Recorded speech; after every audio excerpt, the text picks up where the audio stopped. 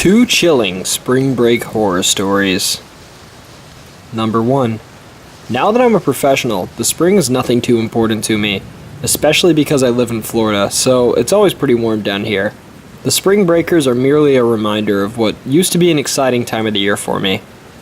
3 years ago, though, when I was a sophomore in college, things were much different.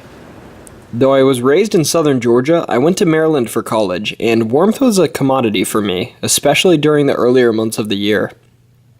Anyways, it was mid-March, and my friends and I took a trip down to the Panhandle in Florida for spring break.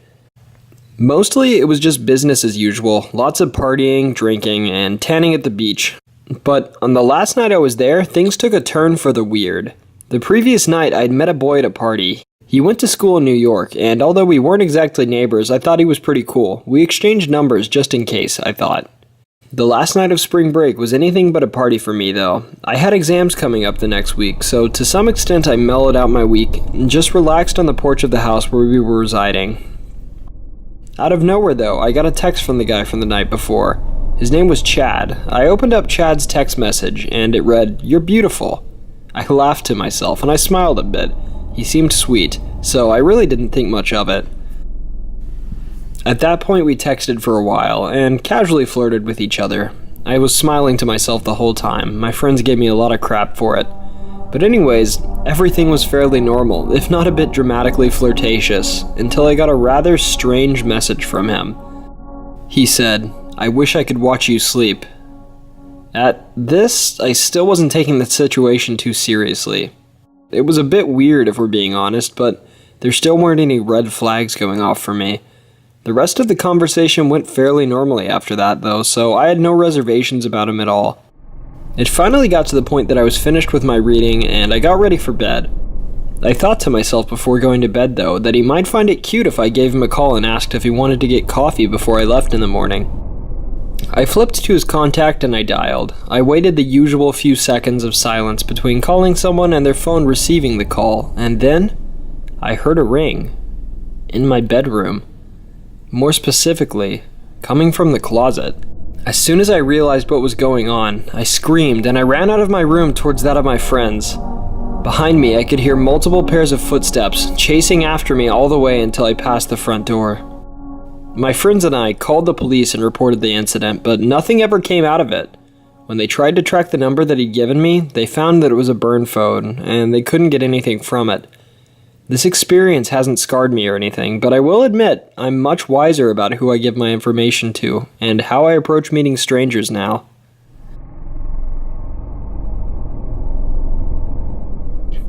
Number 2. This story takes place when I was in high school. It was my senior year, and I went to a school in Houston, Texas. So to my friends and I, the beach and the warmth were nothing special, as we could go tanning or swimming there whenever we felt like it.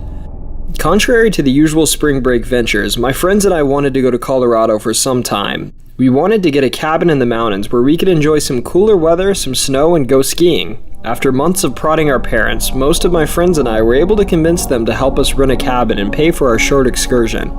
I'll skip the fleeting details, but after a few months of planning and a 16-hour drive in a car packed full of sweaty teenage boys, we arrived at our cabin. We were all exhausted that night, so we made claims to our sleeping area and hit the sack right away.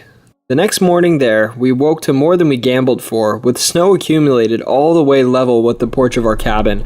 We were pretty excited and amazed by what we saw before us, but only 2 of us noticed something was off. In front of the cabin, leading straight up to our doorstep, there were footprints in the snow. They obviously weren't of shoes, but they were of bare feet. They were small, and upon seeing them, we were instantly worried for whoever was outside our cabin. We chased the prints around the outside of the house and to the tree line in the backyard, where they vanished. After a few minutes of following and examining these footprints, though, we thought nothing more of them, and we decided to go on with our day. We figured someone had gotten a bit too drunk and had shown up at the wrong cabin. The following day was filled with snowboarding, skiing, eating, and our fair share of underage drinking. We didn't drive or anything, though, so it wasn't like we could have hurt anybody. We had nothing short of an absolute blast, and the best part was we had 2 more days left. When we got home that night, we were probably more exhausted than the night before, but we couldn't waste what was probably one of the last opportunities we all had to goof off together, as we would all be going to different colleges in just a few months. Cracked open some beers, and if I recall correctly, I think we began watching some Will Ferrell comedy. About 30 minutes into the movie, though, my friend Steven snagged the remote from me and paused the movie. "Steven, what the—" Then I paused. In the background, you could hear the faint wailing of someone outside. Well, more like someone was crying outside of one of the windows. You could hear sniffles and sobs. We walked up to the window, where we all thought we heard the noise coming from, and we began to look outside. My buddy Steven then grabbed a flashlight and began shining it outside and looking around for what caused it. We all shuddered when he shined the light towards the tree line, and we saw the footprints, the same as that morning again. But this time they were coming towards the cabin. Putting two and two together, Steven said, "Oh, forget this!" And we all began walking back to the well-lit living room together. Well, more like pacing back. In our heads, we were all pretty tough, but now that something out of the ordinary was actually going on, none of us had the guts to go outside and consider facing it. We sat in silence for about another 15 minutes after this, just staring at each other and listening to the sobbing. The suspense was broken, though, by a light tapping at the front door. The tapping was accompanied by the voice of a young woman begging, "Please, please let me inside. Please." We shuddered. The tapping gradually turned into scraping, though, and then hard knocking at the door, as her begging became louder as well. Steven finally had enough, though. In a moment of courage, he got up and charged at the door, yelling at the woman to go away as he swung it open. But when the door was open in front of him, he saw nothing. Absolutely nothing. There was no woman, only the footprints on our front porch in the snow. Steven slowly shut the door, backed away, and came back to us. Needless to say, none of us slept alone in our bedrooms that night. The rest of our stay was fairly normal, but that first night formed a memory that I don't think we'll ever be able to forget.